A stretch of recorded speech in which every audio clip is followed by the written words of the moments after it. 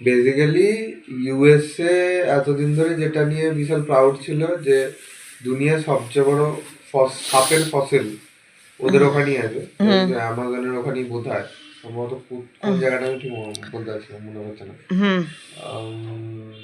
যেটা প্রায় 12 ফুট বা 18 ফুট এরকম সামথিং কিছু ছিল।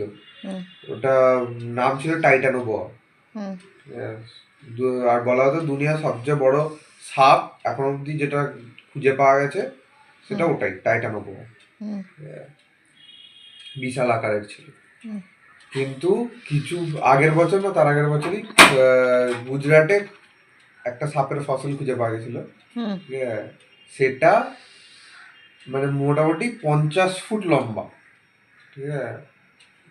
এবং আমাদের পুরাণ অনুযায়ী বা পুরাণে অনেক জায়গায় পাওয়া যায় যে বাসুকি নাগ, যে আমাদের পুরাণে লেখা আছে, বাসুকি নাগের লম্বা মোটামুটি 50 ফুটের আশেপাশে। তাই সেইটার ওই সাপের ফসিলটার নাম দেওয়া হয়েছে বাসুকি ইন্ডিকাস।